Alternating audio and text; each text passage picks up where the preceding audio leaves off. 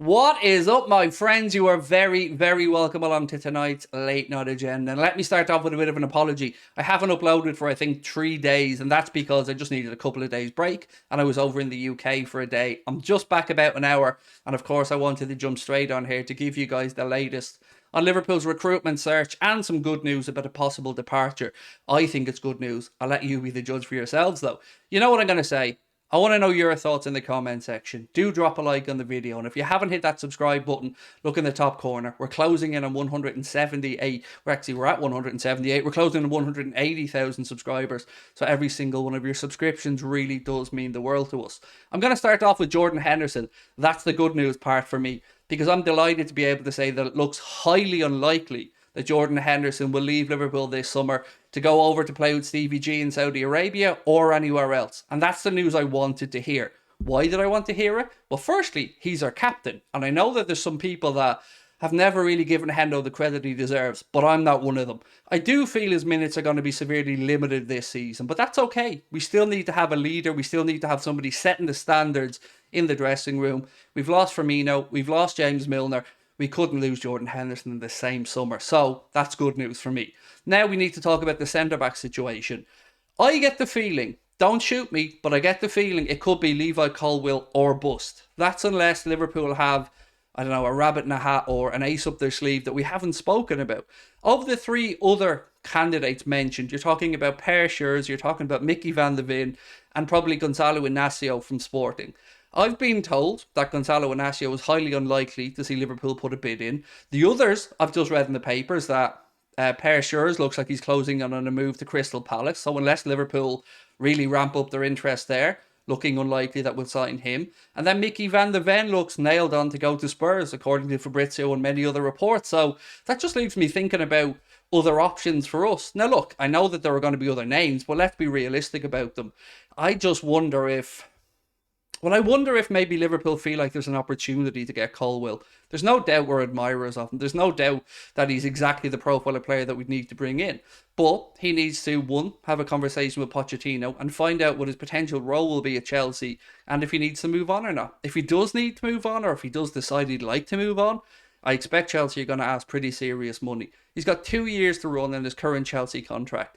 So gives them a little bit of breathing room, but I suppose you don't ever really want an unhappy player there. So I think it will come down to how he is received by Pochettino when they have those conversations. Maybe they've already taken place, I don't know, but I don't know anything new on this one. All I can say to you is, if there's any indication that Liverpool have a chance to buy him, I think we'll put in a bid. For what it's worth, I think you're probably going to have to pay a pretty over-the-top price. I would imagine Colwill will cost 50 to 60 million pound, which sounds an awful lot of money for somebody who has pretty sparse experience. Yes, he was on loan at Brighton last season, but he's still really young. But I'd pay it, and it's not very often you're gonna hear me come on here and say that. I would pay it for this kid. He is really, really good and could be an incredible piece of business if Liverpool were able to make it happen. So who else do you think may be of interest? Well, as I said, Gonzalo Inacio, I don't think a bid's forthcoming. Per Schurz, looking like he's about to join Crystal Palace for Per Schurz. And then Mickey van de Ven, according to Fabrizio, looks like he's closing in on a move to Spurs. So unless there's somebody else out there, I think it's Colwill or bust for the centre-back position. Now, I've read a lot over the past day or two about the Romeo Lavia interest. And yes, there are other clubs pushing, but I stand over what I said to you guys in a video the other day. If Liverpool can get to a point where they agree a fee with Southampton, nobody else will blow this deal out of the water. He wants to come to Liverpool Football Club. He's had his head turned by Jurgen Klopp. He loves the project. And if Liverpool can get to a fee, then I think he's a Liverpool player. Really interesting, actually, reading from like Florian Plettenberg on him, the press resistance. I didn't realise he was that good at avoiding a press, which is exactly what you want from somebody playing in that position. I've always been honest with you guys and said I've not seen much of Lavia, so always having to read up on him and find out information. But I've seen the price drop a little bit. All the reports for the last couple of weeks have been 50 million, 50 million, 50 million. Today, I've seen a couple of reports that say Southampton might accept 45 million. So we're going in the right direction.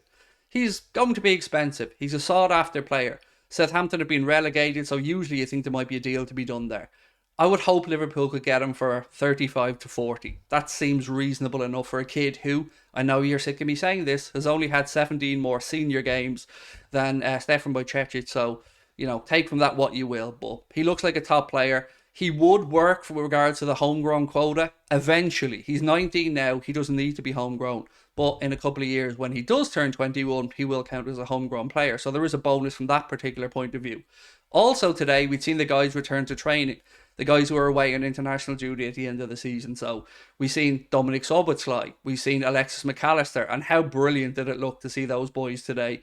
Looked really happy, both of them. Great to see Mo and the rest of the lads back as well. Of course, some of the younger players will get their opportunity now in pre-season. I'm thinking the likes of Bobby Clark and that. He'll get minutes, even with his new hairdo, which is a bit...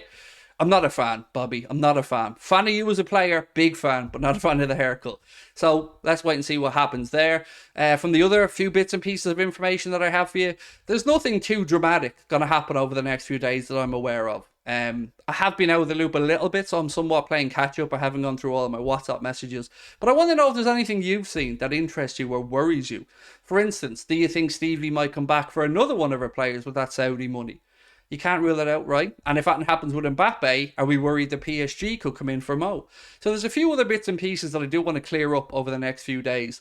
And again, we can start to look forward now to those pre-season games, which is great. If you want to get LFC TV Go, I think there's the same offer that they usually have on at the minute of you get 1 month free when you sign up. You have to pay for the next month, but you will get 1 month free, which should cover you for, well, the entirety of pre-season anyway. So there is that. Also, I seen the Liverpool away kit in person today at the airport. It was in the JD Sports in there, and I have to say, it's growing on me. Seeing it in person really makes a difference. Of course, seeing it on the players, they look great, but seeing it in person, it really does make a difference. So, great, well done on the club. Do you know what? I have to admit, both of the kits this season haven't been ones that initially when I seen them, I was over the moon with, but when I seen them on the players, when I seen them in person, they really do look well. So if you're thinking of getting them, I'd say go ahead and do it.